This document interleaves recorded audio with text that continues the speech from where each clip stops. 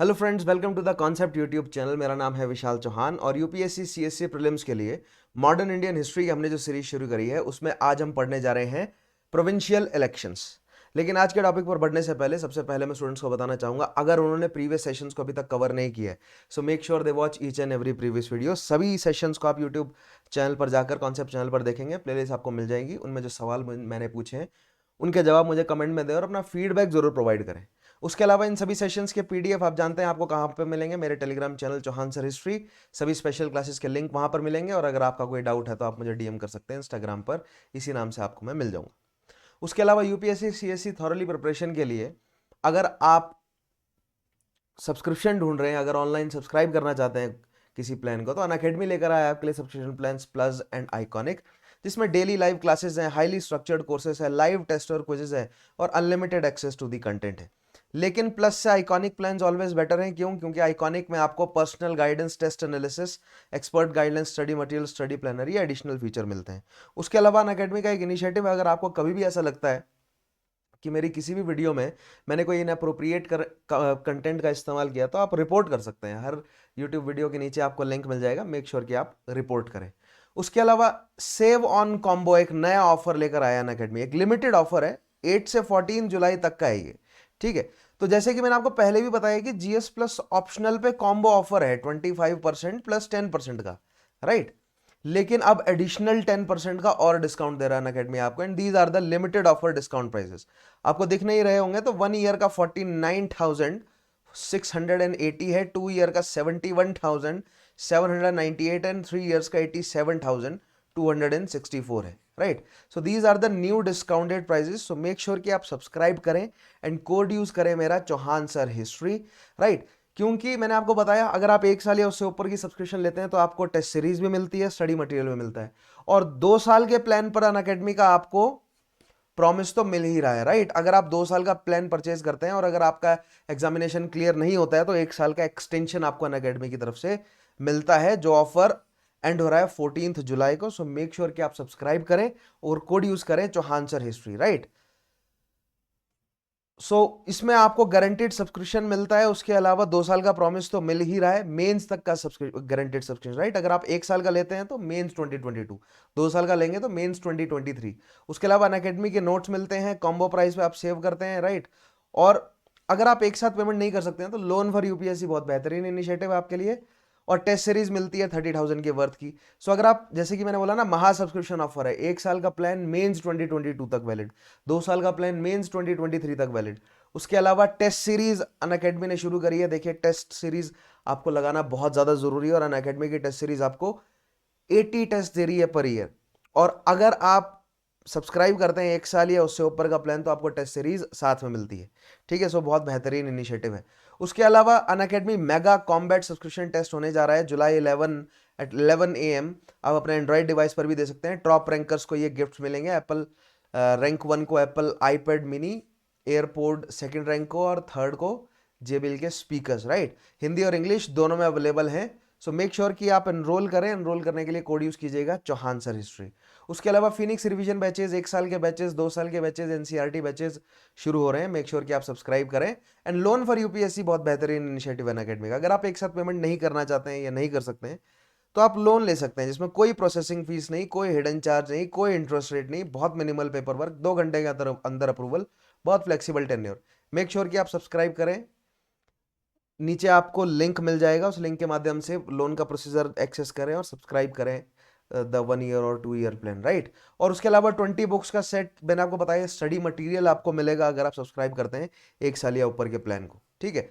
उसके अलावा unravel UPSC बहुत बेहतरीन इनिशिएटिव है अनअकैडमी का, 1 step solution for prelims practice MCQs, 3 videos per day, 10 questions पर वीडियो, 5 बिगिनर लेवल के, 5 एडवांस लेवल के, हिंदी और बाइलिंगुअल दोनों में अवेलेबल। हर वीडियो के नीचे आपको लिंक मिल जाएगा डिस्क्रिप्शन बॉक्स में। उसके अलावा टेस्ट सीरीज अवेलेबल है, path finder, rise and world affair. Unlock करने के लिए कोड यूज करें चौहान सर हिस्ट्री। और हर संडे स्कॉलरशिप टेस्ट तो होता ही, आप लोग जानते हैं, एवरी संडे 11 AM, हिंदी और इंग्लिश दोनों में अवेलेबल। 4 करोड़ के पूल में से स्कॉलरशिप आपको मिलती है। 60 मिनट में 60 क्वेश्चन करने होते हैं आपको। Free live test on your android device. Make sure कि आप एनरोल करें by using the code Chauhan sir history. Alright, so शुरू करते हैं आज का हमारा सेशन। आज हमें समझने जाना है प्रोविंशियल इलेक्शंस को। तो अगर आप लोग पिछले सभी सेशंस आपने मेरे साथ थॉरली फॉलो किए हैं, सो मॉडर्न इंडियन हिस्ट्री की सारी कहानी जो है वो आप लोगों को अच्छे से कवर है। तो मैं बार बार बोलता हूं कि अगर आपको मेरे सेशंस के साथ जुड़ना है तो आपको प्रीवियस सभी सेशंस देखते हुए आना पड़ेगा। It is a series. आप पिछले सेशंस के साथ नहीं जुड़ेंगे तो अभी का सेशन और आगे आने वाले सेशन आप थॉरली फॉलो नहीं कर सकेंगे, ठीक है। So that means provincial elections को समझने के लिए आपको इससे पहले civil disobedience movement, Poona pact, civil disobedience movement से पहले यानी कि रेवोल्यूशनरी जो मतलब फ्रीडम स्ट्रगल जो चला है 1920s, फ्रीडम स्ट्रगल जो 1920s और 1930s के डेकेड में हमने पढ़ा, वो आपको कवर करना पड़ेगा, जिससे रिलेटेड हमने कुछ क्वेश्चंस भी किए हैं, ठीक है। उसके अलावा आपको non cooperation movement, civil disobedience movement और 1920s और 30s के सारे इवेंट्स यानी कि Swaraj, its pro changer, no changer के बीच में डिफरेंसेस, सीपीआई और क्या बोलते हैं, कांग्रेस सोशलिस्ट पार्टी, सीएसपी, इन सब के बीच में डिफरेंसेस क्या हैं। उसके अलावा रेवोल्यूशनरी एक्टिविटीज 1920s के बाद क्या हुई, उससे पहले कांग्रेस के 3 phases, moderate phase, right, extremist phase और फिर गांधीयन एरा, इन तीनों हमने समझने की कोशिश करी। अभी गांधीयन एरा को हम समझ रहे हैं, जिसमें हमने पहले नॉन कोऑपरेशन वाला पार्ट देखा, फिर सिविल डिसोबीडियंस मूवमेंट देखा। सो आई होप बैकग्राउंड आपके पास थॉरली प्रिपेयर्ड होगा। सो अगर आप पहली बार मेरी ये वीडियोस देख रहे हैं तो मैं आपको हाईली रेकमेंड करता हूं कि आप पिछले सेशंस को जरूर कवर करें। ये एक पूरी सीरीज है, आप शुरू के सेशन से देखते हुए आएंगे तभी आपको फायदा पहुंचेगा। बीच में अगर आप कोई भी रैंडम टॉपिक उठाएंगे तो आपको वो कॉन्सेप्ट समझ नहीं आएगा। समझ रहे हैं, यूपीएससी सीएससी के लिए प्रिपेयर कर रहे हैं हम, मेंस में आंसर राइटिंग करने के लिए प्रिपेयर कर रहे हैं, दो ये सेशंस अभी प्रीलिम्स ओरिएंटेड है, बट हमारा मेन एम क्या है, मेंस को क्रैक करना। ऑलराइट, सो प्रोविंशियल इलेक्शंस को इन स्टेटमेंट्स के माध्यम से समझते हैं हम। So government of India act देखिए, the government of India act 1935 had provisions for all India federation and provincial autonomy.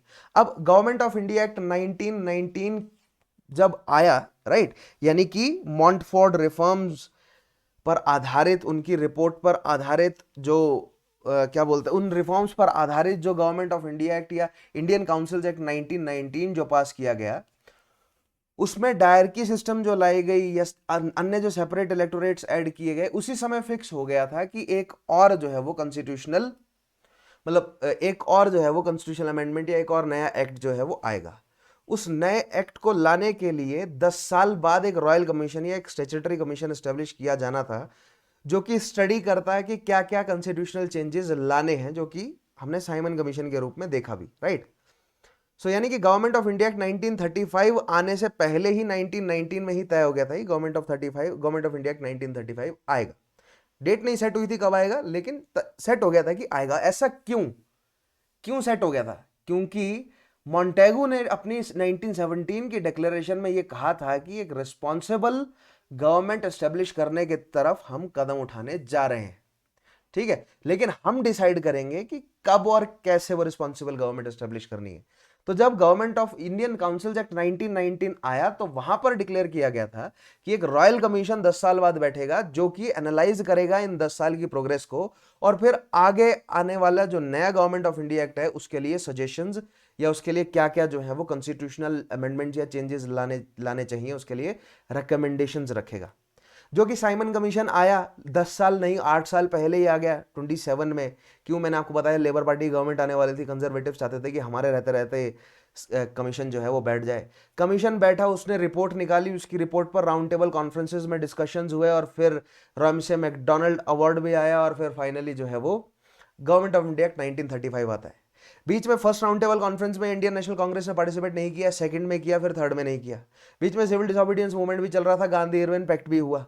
So I hope ये पूरे पिछले सेशंस जो हैं वो थॉरली आपको प्रिपेयर्ड होंगे, कहानी अच्छे से प्रिपेयर्ड होगी, ताकि आज के सेशंस आपको ठीक से समझ आए, ठीक है। सो गवर्नमेंट ऑफ इंडिया एक्ट 1935 का ये बैकग्राउंड है। थोड़ा सा हल्का सा, बिल्कुल मैंने आपको बहुत बहुत वेग सा बैकग्राउंड बताया, क्योंकि जो स्टूडेंट्स रेगुलरली फॉलो करते आ रहे हैं मेरे सेशंस, उनको समझ आ गया कि मैं क्या कहना चाहता हूँ, राइट। ये जो मैंने वेग सा बैकग्राउंड बताया उनको बिल्कुल क्लियर हो गया कि क्या मतलब है इसका, ठीक है। Now, the Government of India Act 1935 had provisions for all India Federation and provincial autonomy. So 1919 के provisions को चेंज करके डायरकी को हटाकर फेडरल सिस्टम लेकर आया गया, ठीक है। ऑल इंडिया फेडरेशन एस्टेब्लिश की गई और दूसरा जो रिस्पॉन्सिबल गवर्नमेंट एस्टेब्लिश करने का जो वादा किया गया था मॉन्टेगू डिक्लेरेशन में, उसको फुलफिल अब अंग्रेज अपनी तरफ से फुलफिल करते हुए प्रोविंशियल अटॉनमी के क्लॉज जो है वो लेकर आए, ठीक है। लेकिन ऑब्वियसली ये जो प्रोविंशियल अटॉनमी है, ये नाम भर की थी, प्रोविंशियल अटॉनमी थी नहीं, क्योंकि ऊपर गवर्नर बैठा है और ऊपर फिर वाइसरॉय बैठा है, यानी सेंटर जो है वो स्ट्रांग है। और इंडियन जो मतलब जो लीडर्स हैं उनकी डिमांड क्या थी कि एक फेडरल सिस्टम एस्टेब्लिश हो जिसमें सेंटर भले ही स्ट्रांग हो, लेकिन जो प्रोविंशियल अटॉनमी हो वो कंसिडरेबल हो, एटलीस्ट कुछ तो शक्तियां हो हमारे पास। और साथ ही साथ एक ऐसा फैक्शन भी था जो कह रहा था कि एक फेडरल सिस्टम एस्टेब्लिश हो लेकिन विद अ वीक सेंटर, यानी कि प्रोविंसेस के पास ज्यादा शक्ति हो, राइट, यानी कि रेजिडुअल पावर्स जो है वो प्रोविंसेस में वेस्टेड हो। तो ये मैंने स्पेशल क्लासेस में डिस्कस किए हमने इन सारे पॉइंट्स को, कि यूनिटरी फॉर्म ऑफ गवर्नमेंट को कौन सपोर्ट कर रहा था, federal with a unitary feature को कौन सपोर्ट कर रहा था, federal with a strong with a weak centre और स्ट्रांग प्रोविंसेस वाले मतलब गवर्नमेंट सिस्टम को कौन फेवर कर रहा था। इन सारे पॉइंट्स को मैंने स्पेशल क्लासेस में डिस्कस किया है। इसीलिए मैं बोलता हूं मेरी यूट्यूब क्लासेस और मेरी स्पेशल क्लासेस को जोड़कर पढ़े, तभी जाकर सारे कॉन्सेप्ट जो है वो क्लियर होंगे। ऑलराइट, सो पहला पॉइंट क्लियर है, फेडरल सिस्टम और प्रोविंशियल अटॉनमी लाने की बात करता है गवर्नमेंट ऑफ इंडिया एक्ट 1935। अब ये प्रोविंशियल अटॉनमी लाने की बात करी है तो प्रोविंसेस में इलेक्शन भी करवाए जाएंगे, ठीक है।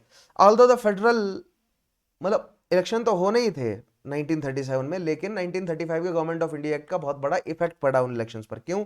क्योंकि यहां पर सेपरेट इलेक्टोरेट मिलता मिलता जो है वो डिप्रेस क्लासेस को रह गया, रिजर्वेशंस उनको दी गई। अब मैंने स्पेशल क्लासेस में डिस्कस किया हमने ये पॉइंट कि क्या पूना पैक्ट से रिजर्वेशंस मिली है? नहीं, पूना पैक्ट में तो डिसाइड हुआ कि ऐसा किया जाना है, कानून गवर्नमेंट ऑफ इंडिया एक्ट 1935 से बना, right. Although the federal part of the act was never introduced, बहुत इंपॉर्टेंट पॉइंट है कि फेडरल वाला सिस्टम एस्टेब्लिश हुआ ही नहीं, क्योंकि गवर्नमेंट ऑफ इंडिया एक्ट 1935 जब मैं आपको समझाऊंगा तो वहां पर बताऊंगा कि कैसी किस तरह की फेडरल एस्टेब्लिश होनी थी, यानी कि प्रिंसली स्टेट्स का क्या रोल होना था, जो ऑलरेडी एग्जिस्टिंग प्रोविंसेस है उनका क्या रोल होना था, और किस तरह जो है वो एक फेडरल एस्टेब्लिश करने के तरफ एक यूनैनिमिटी जो है वो क्रिएट नहीं हो सकी और फेडरल सिस्टम कभी भी एक्शन में नहीं आ सका, right. Provincial autonomy came into operation from 1937, लेकिन प्रोविंशियल अटॉनमी जरूर जो है वो एक्शन में आई 1937 के बाद, जब इलेक्शंस हुए और कांग्रेस, इंडियन नेशनल कांग्रेस ने अपनी अपनी जो है वो गवर्नमेंट्स, जहां जहां पर वो इलेक्शन जीते, आगे हम देखेंगे कहां कहां इलेक्शन जीते, कहां कहां पर उन्होंने कोalition की गवर्नमेंट बनाई, वहां वहां पर उन्होंने अपनी एक रेस्पॉन्सिबल गवर्नमेंट एस्टेब्लिश करने की कोशिश करी।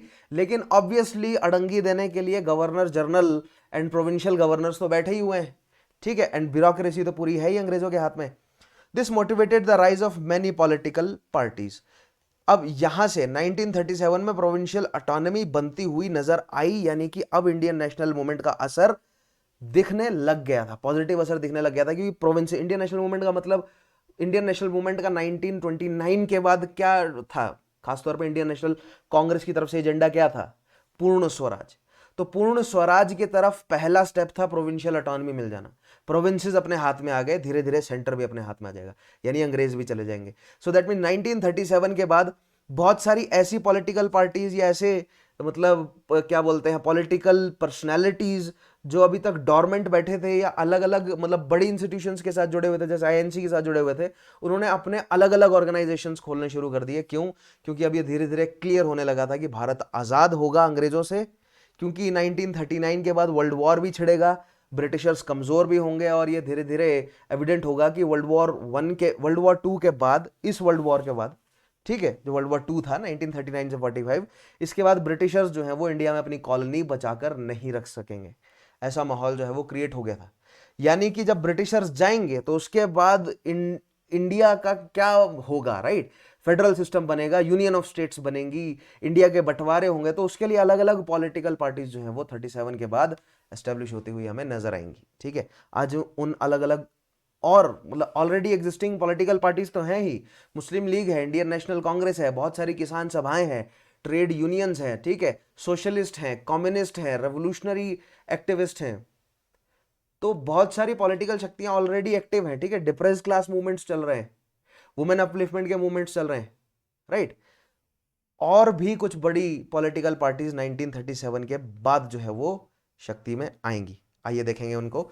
The Congress president Jawaharlal Nehru also agreed that the Congress had limited options but to fight the elections. अब गवर्नमेंट ऑफ इंडिया एक्ट 1935 आया, उससे पहले सिविल डिसोबीडियंस मूवमेंट का सेकंड फेज जब गांधी जी ने वापस लिया, या इनफैक्ट जब फर्स्ट फेज भी गांधी जी ने वापस, मतलब गांधी अर्बन पैक्ट जब साइन किया था, तब जो सोशलिस्ट थे जवाहरलाल नेहरू, सुभाष चंद्र बोस जैसे लीडर्स के अंडर, उन्होंने विरोध किया था कि सिविल डिसोबीडियंस मूवमेंट को बंद करने का कोई फायदा नहीं है, अभी तो चार्ज हुए हैं लोग, ठीक है, सिविल डिसोबीडियंस मूवमेंट को और लंबा खींचा जाए ताकि इसी से हमें पूर्ण स्वराज मिले।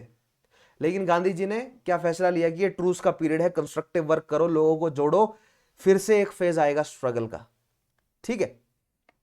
सो अब स्ट्रेटेजिक डिबेट छिड़ी 1934 के बाद, क्या किया जाए, तो स्ट्रेटेजिक डिबेट में जवाहरलाल नेहरू ने एक, समझ रहे, फिर से जो है वो एक स्टेलमेट आ गया जैसा 1923 में आया था, 1923 के इलेक्शन से पहले आया था, ठीक है, कि इलेक्शंस लड़े जाएं, प्रो चेंजर नो चेंजर वाली फीलिंग एक बार, प्रो चेंजर नो चेंजर वाला डिस्कशन एक बार फिर से 1934-35 में छिड़ गया, खासतौर पे 35 के बाद, ठीक है। एक साइड कह रहा था कि हमें इलेक्शंस में पार्टिसिपेट करना चाहिए और प्रोविंसेस में गवर्नमेंट बनानी चाहिए, और दूसरी साइड कहा जा रहा था कि नहीं, हमें सिविल डिसोबीडियंस मूवमेंट को जारी रखना है, हमें, और गांधी जी के फॉलोअर्स क्या कह रहे थे, हमें कंस्ट्रक्टिव काम जारी रखना है। ऐसे में जवाहरलाल नेहरू साहब जो है वो आगे आते हैं और एक मतलब क्या बोलते हैं, एक कॉम्प्रोमाइज लेकर आता है कि हम प्रोविंसेस में प्रोविंशियल इलेक्शन में पार्टिसिपेट तो करेंगे, लेकिन हम काम नहीं करने देंगे प्रोविंशियल गवर्नमेंट्स को, ठीक है, यानी कि हम जो है वो पॉलिटिकल डेडलॉक्स क्रिएट करेंगे। The Congress decided to contest the elections with a negative manifesto, इसको कहा गया नेगेटिव मैनिफेस्टो, कि इलेक्शन में तो लड़ेंगे लेकिन काम नहीं करने देंगे प्रोविंसेस को, अगर हमारा मतलब अगर प्रोग्रेसिव कानून ना बन रहे हो तो, ठीक है। That is the attitude of Congress to the government of India 1935, under which the aforesaid elections were held, and which the Congress sought to protest against would be that of uncompromising hostility and approach of Congress while contesting the elections was not that to seek power। अब कांग्रेस के ऊपर जो है बहुत सारे leaders के ऊपर इल्जाम लग रहा था कि आप लोग पावर के भूखे हैं, आप पावर के लिए प्रोविंशियल इलेक्शंस में जाना चाहते हैं। तो यहां पर जेएल नेहरू साहब की लीडरशिप में सुभाष चंद्र बोस भी साथ में थे, यहां पर उन्होंने डिफाइन किया कि हम पावर के भूखे नहीं हैं, हम अगर प्रोविंशियल इलेक्शंस में जाएंगे तो हम प्रोविंसेस को काम नहीं करने देंगे, मतलब लेजिस्लेटिव असेंबलीज को काम नहीं करने देंगे, यानी कि ड्रैकोनियन कानून नहीं बनाने देंगे उन्हें किसी भी तरीके का। प्रोग्रेसिव बन रहा है तो बिल्कुल सपोर्ट करेंगे, लेकिन अगर ड्रैकोनियन कानून किसी तरह का बन रहा है तो डेडलॉक्स क्रिएट करेंगे हम पॉलिटिकल, ठीक है। इस मैनिफेस्टो के साथ, इस नेगेटिव मैनिफेस्टो के साथ वो इलेक्शन में उतरे, और but to educate the masses on political and economic programs of the Congress and to move towards their demands for framing a new constitution of India। लेकिन क्या करना है, हमें एजुकेट करना है अपने लोगों को।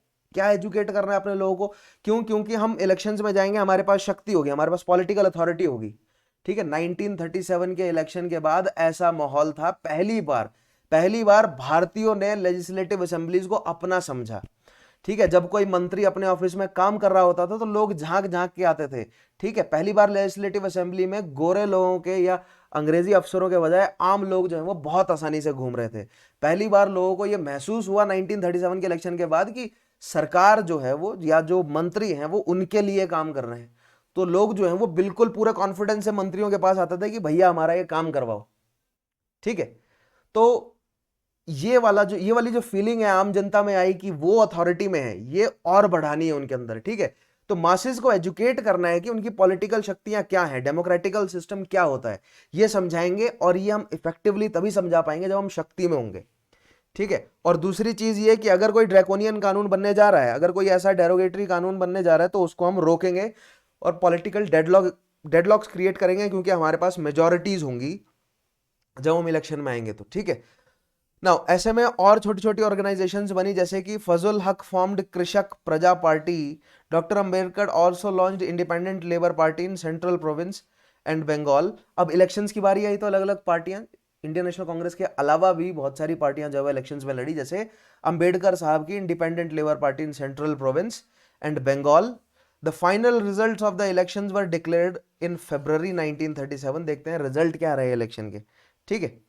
उसके अलावा Indian National Congress, Muslim League, ये सारी बड़ी पार्टीज तो थी ही, ठीक है। Hence only Bengal and Punjab had non Congress ministries. Result क्या रहा पहला, कि बंगाल और पंजाब दो ऐसा प्रोविंस थे जहां पर नॉन कांग्रेस मिनिस्ट्रीज बनी। Ambedkar's independent labour party secured 14 out of 17, ठीक है, 14 seats out of 17 in which they contested. So Ambedkar साहब की 14 सीट्स उनके, मतलब 17 में से 14 सीट्स उनके पास आई, ये रिजल्ट है। This included 11 reserved out of 13 and 3 general seats out of 4। In spite of negative manifesto of Congress, it succeeded in gaining absolute majority in 6 province। बहुत इंपॉर्टेंट है, 6 प्रोविंस में absolute majority and in Assam and Northwest Frontier it formed coalition government। देखिए अब ये statements आपको बहुत जो है वो कंफ्यूजिंग लग रहे होंगे, इस मैप के माध्यम से सब क्लियर कर देता हूं, ठीक है।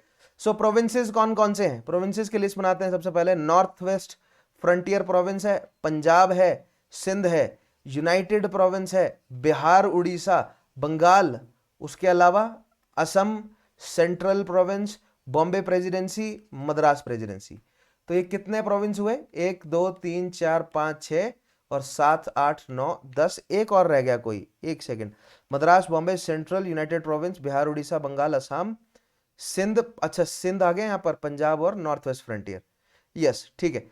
इन प्रोविंसेस पर इलेक्शन हुए और इनमें से कहां कहां पर कांग्रेस जीता।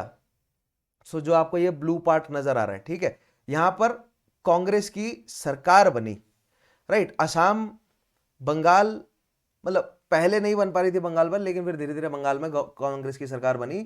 उसके अलावा Bihar, Orissa, United province, central province, Bombay और मद्रास में कांग्रेस की सरकार बनी। पंजाब में कांग्रेस की सरकार नहीं बनी। नॉर्थ वेस्ट फ्रंटियर प्रोविंस में कांग्रेस की कॉलिशन की गवर्नमेंट बनी और सिंध में कांग्रेस की सरकार नहीं बनी, ठीक है। सिंध में यूनाइटेड पार्टी ने सरकार बनाई, पंजाब में यूनियनिस्ट पार्टी ने सरकार बनाई, रेस्ट ऑफ दिस ये जितने भी प्रोविंसेस है इनमें कांग्रेस ने सरकार बनाई। और ये जो आपको प्रिंसली स्टेट्स नजर आ रहे हैं, राइट, ये राजपूताना हो गया गुजरात के, ठीक है, मालवा के रीजन के, बुंदेलखंड और बीच में हैदराबाद है, निजाम वगैरह, नीचे मैसूर, त्रावणकोर, कोचीन, इधर जो है वो दक्कन, ये दक्कन की स्टेट्स हैं, सतारा वगैरह, राइट। यहाँ पर जो है वो, और ये कश्मीर है, ये आ गया चंबा, और ये क्या बोलते हैं पंजाब के स्टेट्स हो गए, ठीक है। जो सिख जो स्टेट्स हैं इन्होंने इलेक्शंस में पार्टिसिपेट नहीं किया, ठीक है। सो ये है रिजल्ट इलेक्शन का, बहुत इंपॉर्टेंट है। डायरेक्ट सवाल बनते हैं कि अंबेडकर साहब ने 17 सीटों पे इलेक्शन लड़े थे, जिसमें से 11 रिजर्व्ड थी, सॉरी 11 रिजर्व्ड सीटों पे वो जीते, 13 रिजर्व्ड थी और 4 जो है वो नॉन रिजर्व्ड थी। सो बहुत इंपॉर्टेंट ये रिजल्ट्स हैं इलेक्शन के, ये मैप आपको याद होना चाहिए, ठीक है।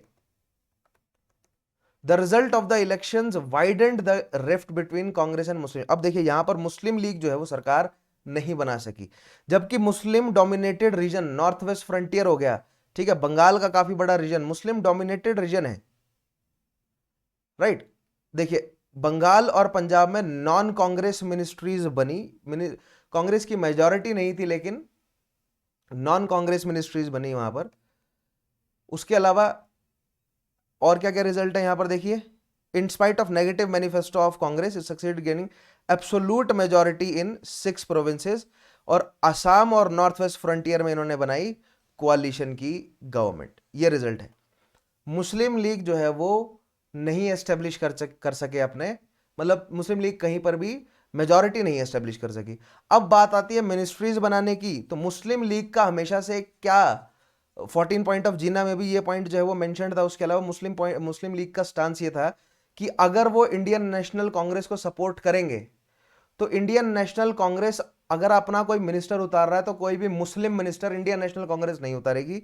मुस्लिम लोगों को रिप्रेजेंटेशन केवल मुस्लिम लीग से मिलेगा, मुस्लिम लीग ही अपना मिनिस्टर जो है वो उतारेगी, मुस्लिम मिनिस्टर उतारेगी, कांग्रेस जो है वो मुस्लिम लीडर नहीं उतारेगी। यहां पर जो है वो कांग्रेस और इंडियन नेशनल कांग्रेस और मुस्लिम लीग के बीच में मतभेद था। क्यों?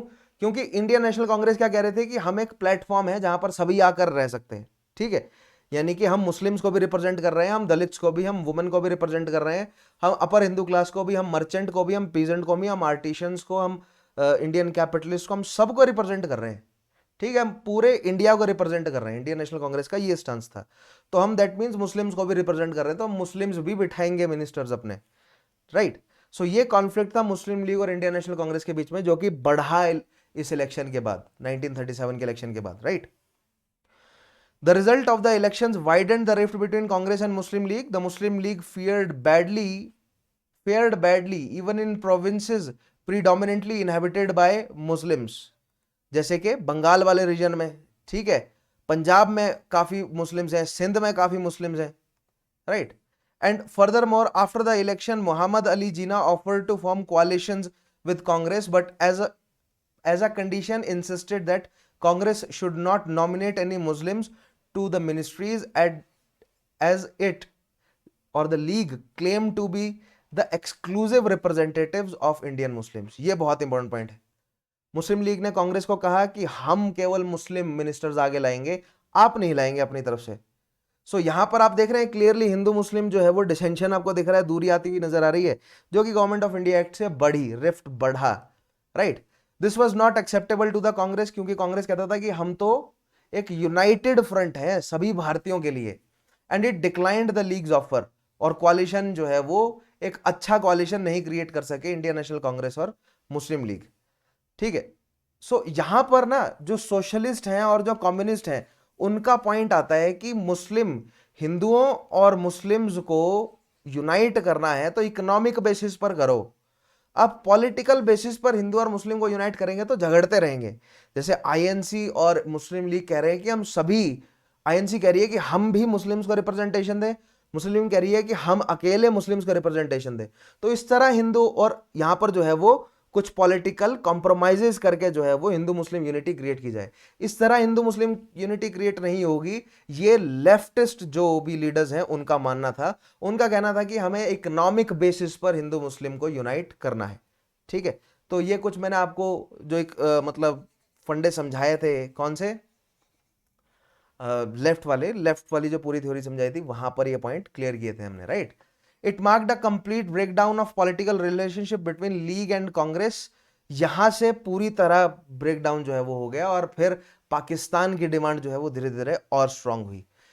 And post election period marked the intensification of Pakistan movement by the league. So 1937 के इलेक्शन के बाद तो इंडियन नेशनल कांग्रेस और मुस्लिम लीग के बीच में किसी तरह का समझौता हुआ ही नहीं, ठीक है. मतलब एक बड़ा समझौता नहीं हुआ कि जुड़कर रहे, तो फिर तो पाकिस्तान बनकर ही रहा अब इसके बाद, ठीक है. अब देखते हैं टेन्योर. अपने टेन्योर में जो है वो इंडियन नेशनल कांग्रेस ने किया क्या.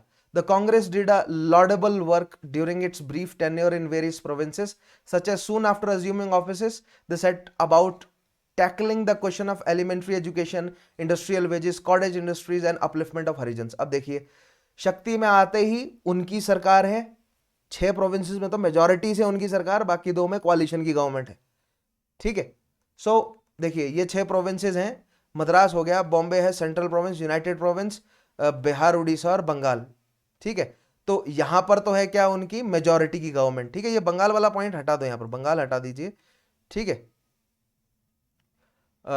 पंजाब और सिंध होना चाहिए था, बंगाल की जगह यहां पर सिंध होना चाहिए था, ये मुझे यहां पर कंफ्यूजन अभी मैंने क्लियर किया, ठीक है. So pardon me for that. Sindh और पंजाब में जो है वो इनकी सरकारें नहीं बनी, क्योंकि यहां पर कौन कौन सी, यूनियनिस्ट और सिंध में यूनाइटेड पार्टी बनती हुई नजर आ रही है. नॉर्थ वेस्ट फ्रंटियर और असम में कोalition की गवर्नमेंट्स बनी है, राइट. और बाकी 6 में united province, Bihar, Orissa, Bengal, central province, Madras और बॉम्बे, यहां पर मेजॉरिटी की सरकारें बनी है, ठीक है. तो यहां पर तो कांग्रेस ने शक्ति में आते ही एजुकेशन के लिए काम करना शुरू किया, वुमेन अपलिफ्टमेंट के लिए, इंडस्ट्रियल वेजेस के लिए, यानी कि सोसाइटी के हर वर्ग को कवर करने की उन्होंने कोशिश करी. और जैसे कि मैंने कहा ना कि लोगों ने अपना हक समझा लेजिस्लेटिव असेंबलीज में, तो मंत्री अंदर काम कर रहे हैं और लोग झांक झांक के देख रहे हैं, मंत्रियों के ऑफिस में जा रहे हैं, मंत्रियों को मतलब समझ रहे हैं, मंत्रियों को कन्फ्रंट कर रहे हैं कि आप हमारा काम करें, जो कि पहले नहीं हो पा रहा था. पहले अंग्रेज अगर कोई मिनिस्टर था तो आप जाकर, आज भी नहीं है ऐसा, आप अगर मंत्रालय में जाकर किसी मंत्री को बोलेंगे तो गार्ड आपको पहली बात तो अंदर ही नहीं घुसने देगा, ठीक है. जो गेट पे गार्ड बैठे हैं वो आपको ऐसे अंदर नहीं घुसने देंगे अगर आप रुतबे वाले व्यक्ति नहीं है तो. लेकिन उस समय क्या हुआ था कि लोग चले हुए हैं मंत्रालय में और कन्फ्रंट कर रहे हैं लीडर्स को, और लीडर्स को काम करना पड़ रहा है क्योंकि उन्होंने ऐलान किए हैं ऐसे, ठीक है. और इनफैक्ट काम किया भी है उन्होंने, लीडर्स ने उस समय सभी जो है वो प्रोग्रेशन की तरफ काम कर रहे थे. कुछ पॉलिटिकल उल्लू भी सीधा कर रहे थे, ऐसा नहीं है, लेकिन मेजॉरिटी लीडर्स प्रोग्रेशन की तरफ काम कर रहे थे उस समय. Measures were also taken to provide relief to peasants from indebtedness. अब 1932 सीडीएम के अंडर जो बहुत लोगों की जमीनें, ठीक है, जिन्होंने विरोध किया, जिनकी जमीनों को कन्फिस्केट किया गया या जो डेप्ट में फंसे हुए थे, उनको डेप्ट से आजादी दिलाई गई। Tenancy laws were also passed to benefit the farmers. One of the most important steps taken by Congress ministers were taking up cause of political prisoners. ठीक है, इरविन पैक्ट में पॉलिटिकल प्रिजनर्स को रिलीज करने की बात की गई थी। 1937 में जाके मेजॉरिटी प्रिजनर्स को रिलीज करवाया गया, या उसके बाद भी बहुत सारे प्रिजनर्स जो, मतलब क्योंकि इरविन पैक्ट तो नलवर्ड हो गया था ना, जब वापस से सीडीएम जो है वो गांधी जी ने शुरू कर दिया तो फिर बहुत लोगों को अरेस्ट किया गया, right. The ministers ensured that most of political prisoners were released and their properties were restored. बहुत सारे लोगों ने सीडीएम में टैक्सेस नहीं दिए, उनकी जमीनें कन्फिस्केट की गई। अगर वो जमीनें थर्ड पार्टी को नहीं बेची गई थी तो फिर से वो उनको वापस, मतलब जमीनें जो है वो उनकी दिलाई गई, right. However, the rule of the Congress ministry had aroused many expectations among almost all classes. So there was also criticism of Congress by different social groups on the issue, such as Dalits and their leaders were not impressed with only few caste disabilities removal and temple entry bills passed by Congress ministry, right? So सबसे पहले देखिए, कांग्रेस के leaders पर इल्जाम लगता आया है कि ये एलिट्स की पार्टी है, ठीक है, ये तो अपर हिंदूज की पार्टी है। तो उनके लीडर्स मेजॉरिटी अपर हिंदूज थे भी, अपर क्लास हिंदूज थे ही, ठीक है। तो अब कांग्रेस ने कुछ ऐसे स्टेप्स उठाए जमींदारों के लिए, कुछ स्टेप्स जो है वो कुछ ज्यादा स्टेप्स इंडियन मर्चेंट्स के लिए उठाए, मजदूरों के लिए काम किया, पीजेंट्स के लिए काम किया। तो जो डिप्रेस्ड क्लासेस है उनको लगा कि नहीं, हमारे लिए काम नहीं हो रहा है, ठीक है। उसके अलावा कम्युनिस्ट ने क्रिटिसाइज किया कि आप लोग जो है वो कैपिटलिस्ट का ज्यादा सपोर्ट कर रहे हैं, right. Congress victories had aroused the hopes of industrial working class, leading increased militancy and industrial unrest in Bombay, Gujarat, UP and Bengal at a time when Congress was drawn into a closer relationship with Indian capitalists. ये point मैंने बोला ना, communist ने जो है वो criticise किया कांग्रेस को कि आप सरकार में आने के बाद इंडियन कैपिटलिस्ट के ज्यादा नजदीक हैं, ठीक है। और इस वजह से जो, मतलब जो वर्किंग क्लास है, जो इंडस्ट्रियल वर्कर्स हैं, वो थोड़ा सा मिलिटेंट एक्टिविटीज में उतर गए। क्यों? क्योंकि उनको ऐसा लगा, क्योंकि कम्युनिस्ट जो पार्टीज हैं, जो लेबर यूनियंस हैं, वो कम्युनिस्ट लीडर्स उनमें काम कर रहे थे, तो वो और मोटिवेट कर रहे थे इन वर्कर लीडर्स को कि आप जो है वो मिलिटेंट एक्टिविटीज का, मतलब मिलिटेंट एक्टिविटीज को यूज करें प्रेशर, पॉलिटिकल प्रेशर बढ़ाने के लिए, ताकि कांग्रेस के लीडर्स आपकी बात सुने, या प्रोविंशियल, मतलब जो लेजिस्लेटिव असेंबलीज हैं वो आपकी बात सुने, right. Next point, these resulted in anti-labor shift in Congress attitudes that led to Bombay Trade Dispute Act in 1938. 1938 Bombay trade dispute act Bombay presidency ने निकाला और कांग्रेस के लीडर्स उसमें मौजूद थे, और मजदूरों के खिलाफ यह कानून बना, ठीक है। कानून क्या था कि जो भी डिस्प्यूट है वो स्ट्राइक से नहीं सॉल्व होगा, ट्रिब्यूनल बैठेगा, स्ट्राइक करना इलीगल कर दिया गया।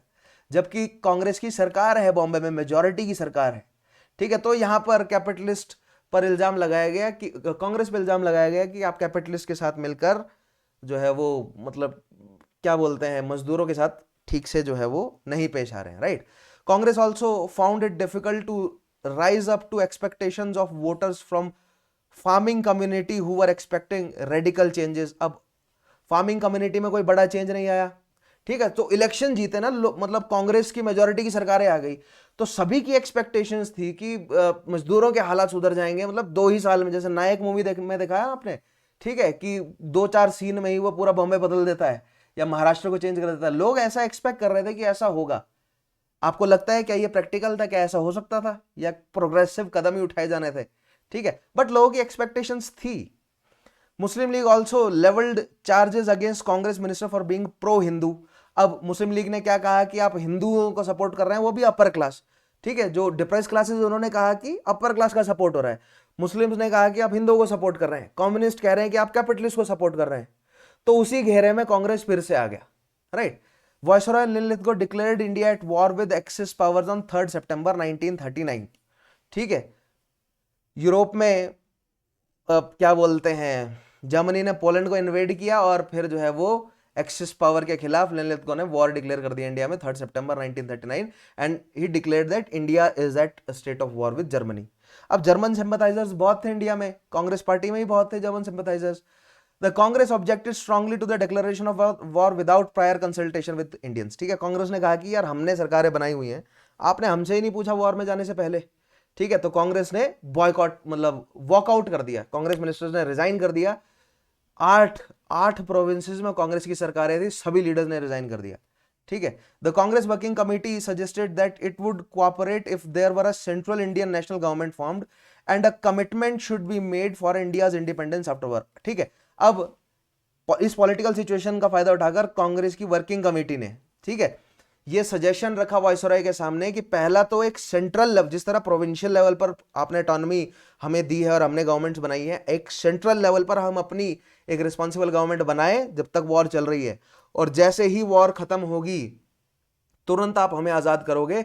अगर आप इन 2 पॉइंट्स को मानने को तैयार हैं तो वॉर में आपको सपोर्ट हम करेंगे, अगर नहीं है आप तैयार तो हम सिविल डिसोबीडियंस करेंगे। मतलब ये नहीं तय किया गया था कि सिविल डिसोबीडियंस करेंगे, लेकिन ये बोला गया कि हम आपका सपोर्ट नहीं करेंगे। और सपोर्ट ना करने का मतलब ये है कि सिविल डिसोबे हो तो होगा ही, नॉन कोऑपरेशन होगा ही। The Muslim League promise is support, अब बदले में मुस्लिम लीग ने पूरा सपोर्ट किया है कि हम अनकंडीशनल सपोर्ट देते हैं, आप युद्ध पे जाओ, हम आपके साथ हैं, युद्ध खत्म होगा उसके बाद देखेंगे कि क्या रिवॉर्ड चाहिए हमें। ठीक है, to British with Jinnah calling Muslims to help the Raj by honourable cooperation at the critical and difficult juncture while asking the viceroy for increased protection for Muslims. Linlithgow refused the demands of Congress. So obviously Linlithgow ने मुस्लिम league की demand मानी कि आप हमें support करें, बदले में Muslims के राइट्स को प्रोटेक्ट करेंगे और वॉर के बाद हम देखेंगे आपकी बातें मानेंगे हम, जबकि कांग्रेस की डिमांड्स को नेग्लेक्ट कर दिया गया। ठीक है, Therefore, on 22nd October 1939, Congress ministers tendered their resignations. It was celebrated as Day of Deliverance by Muslim League.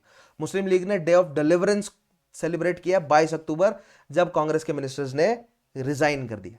ठीक है, सो यहां पर कांग्रेस की जो है वो मतलब 1937 के प्रोविंशियल इलेक्शंस से जो सरकार उनकी बनी है वो खत्म हो जाती है। राइट, अदर पॉलिटिकल एक्टिविटीज क्या हुई है 1934 से 39 में?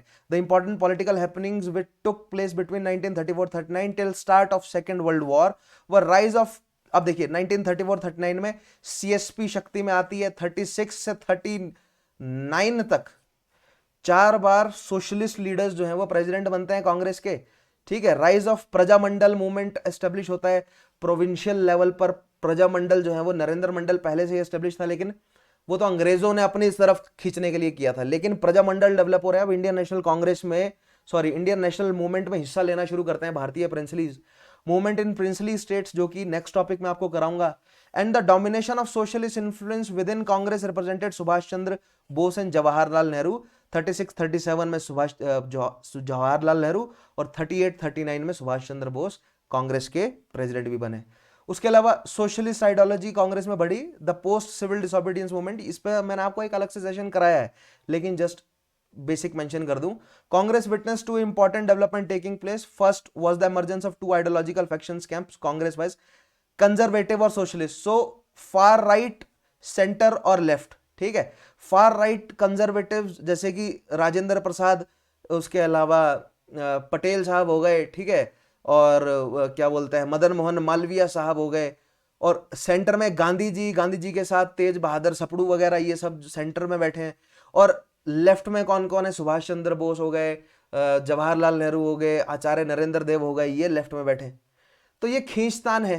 राइट, अब लेफ्ट वालों का क्या मानना है कि सेंटर को लेफ्ट की तरफ खींचे, राइट वालों का क्या मानना है कि सेंटर को राइट की तरफ खींचे, यानी कि ये थोड़ा सा राइट ओरिएंटेड सरकार हो, ये थोड़ा सा left oriented Indian national movement थोड़ा राइट ओरिएंटेड हो या थोड़ा लेफ्ट ओरिएंटेड हो। ये खींचतान थी कंजर्वेटिव और सोशलिस्ट के बीच में। ठीक है, the former were led by Mahatma Gandhi while Subhash Chandra Bose and Nehru emerged as spokesperson of other। So right वालों के साथ थे सेंटर, यानी कि गांधी जी सेंटर में है और वो थोड़ा सा राइट की तरफ थे। गांधी जी को भी आप कंजर्वेटिव मान सकते हैं, और लेफ्ट जो है वो लिबरल्स हैं, सुभाष चंद्र बोस और जवाहरलाल नेहरू, ये सारे जो हैं वो लिबरल लीडर्स हैं, यंग लीडर्स हैं। ऐसे में आता है त्रिपुरी क्राइसिस ऑफ कांग्रेस, ये मैंने आपको समझाया है। ठीक है, त्रिपुरी क्राइसिस ऑफ कांग्रेस में क्या बोलते हैं? सिविल, अब कांग्रेस ने रिजाइन कर दिया, अब ऐसे में सुभाष चंद्र बोस बोलते हैं कि अब कांग्रेस को सिविल डिसोबीडियंस मूवमेंट करना चाहिए, और सुभाष चंद्र बोस बोलते हैं कि गांधी जी आप सिविल डिसोबीडियंस मूवमेंट को लीड करें, लोगों को इकट्ठा करें, डिजाइन मैं करता हूं।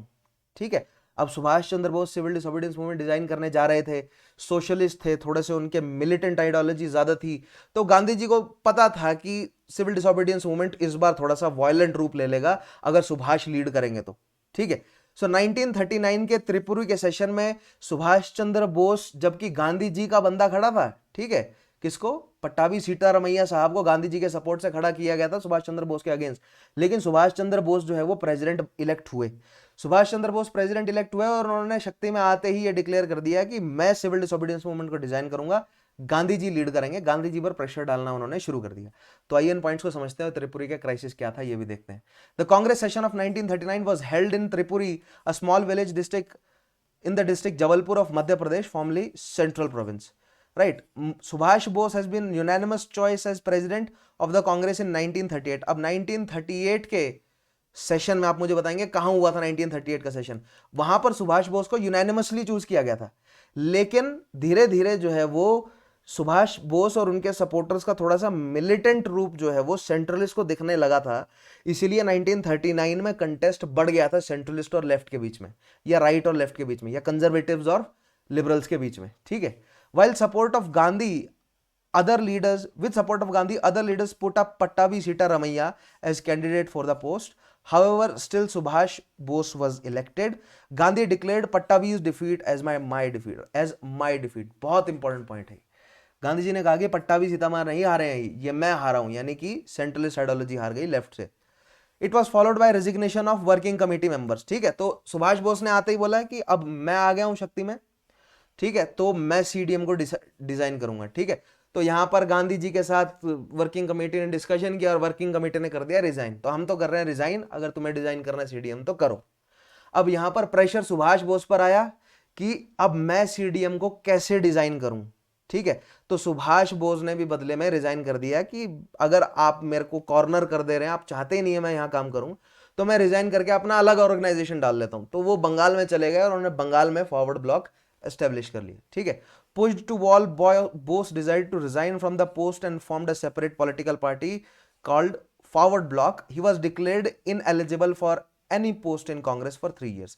अब मुझे बताएंगे अगर 1939 में सुभाष बोस ने फॉरवर्ड ब्लॉक एस्टेब्लिश किया और कांग्रेस की प्रेसिडेंटशिप से रिजाइन किया, so who was elected the president of Congress after the resignation of Subhash Chandra Bose. और एक वर्किंग कमेटी अगर आप पूछे तो इनमें कौन है, तो पटेल साहब, राजेंद्र प्रसाद, ठीक है, ये सब जो है वो वर्किंग कमेटी के मेंबर्स थे। यानी कि कौन थे, वर्किंग कमेटी जो है वो किसकी थी, राइट की थी, राइट विंग की थी, और प्रेसिडेंट लेफ्ट विंग का था। वर्किंग कमेटी ने रिजाइन कर दिया, प्रेसिडेंट पर आ गया प्रेशर कि तुम ही अपनी वर्किंग कमेटी एस्टेब्लिश करो, तुम ही सीडीएम को डिजाइन करो। गांधी जी पीछे हट गए, लेकिन सुभाष बोस कह रहे थे कि नहीं, गांधी जी सीडीएम जो है वो आपको लीड करना पड़ेगा, लोग आपके नाम पे ही आएंगे। तो ऐसे प्रेशर में सुभाष बोस अलग हो गए, क्योंकि उनके अलग, मतलब देख समझ रहे हैं आप, थोड़ा सा वर्ल्ड हिस्ट्री कराऊंगा ना तो वहां पर आपको समझाऊंगा कि किस तरह सुभाष बोस जर्मनी के सपोर्ट में थे, और कांग्रेस के कुछ लीडर्स पर इल्जाम लगता है, या जो राइट वाले हैं, राइट, जो राइट विंग है या जो सेंट्रलिस्ट हैं, जो गांधी जी के सपोर्टर्स हैं, उन पर इल्जाम लगता है कि आप यूएसए का सपोर्ट ज्यादा कर रहे हैं या आप ब्रिटिश सपोर्टर हैं। तो यहां पर एक्सिस और अलाइड फोर्सेस के नाम पर भारत में भी इंडियन पॉलिटिकल और इंडियन जो नेटिव है ना, इंडियन नेटिव्स की जो पॉलिटिक्स है, इंडियन नेशनल मूवमेंट की जो पॉलिटिक्स है, उसमें भी हमें अलाइड और एक्सिस फोर्सेस के साथ जो है वो जुड़ती हुई पॉलिटिक्स नजर आएगी, ठीक है। खैर, इसको आगे डिस्कस करेंगे। सो यहां पर हमारा आज का टॉपिक खत्म होता है। सेशन की पीडीएफ आपको कहां से मिलेगी, मेरे चैनल चौहान सर हिस्ट्री। तो आप सोच रहे होंगे कि सर आज केवल 45 और 100 मिनट्स का ही सेशन क्यों हुआ, तो आज के बाद सेशंस 45 और 100 मिनट्स के ही होंगे, ठीक है। इतने ही छोटे छोटे सेशंस होंगे। बहुत सारे स्टूडेंट्स डिमांड कर रहे थे, तो मैंने भी सोचा कि चलो 45 मिनट के ही सेशन बनाते हैं, एक सेशन में एक टॉपिक हम कवर करेंगे, ठीक है। अब यहां पर एक बहुत इंपॉर्टेंट बात मैं बोलना चाहूंगा, इस सेशन को आप पढ़ेंगे कहां से, तो इस किताब में से, इंडिया स्ट्रगल फॉर इंडिपेंडेंस किताब में से आपको चैप्टर नंबर पढ़ना है 28 months of Congress rule, chapter number 26 Vipin Chandra साहब ने लिखा है। इस चैप्टर को आपको जरूर पढ़ना है, और स्ट्रेटेजिक डिबेट चैप्टर भी पढ़ लीजिएगा उससे पहला। सो 25 चैप्टर और 26 चैप्टर इस किताब का, स्ट्रेटेजिक डिबेट और 28 months of Congress rule definitely आप पढ़िएगा, ठीक है। To get 10% discount use the code Chauhan sir history. Like कीजिएगा, शेयर कीजिएगा और सब्सक्राइब कीजिएगा इस चैनल को अगर आपने नहीं किया तो, ठीक है। तो यहां पर मैं आज इस सेशन को खत्म करता हूं, मिलता हूं आपसे अगले वीडियो में, तब तक के लिए अपना ध्यान रखिए, take care, have a nice day.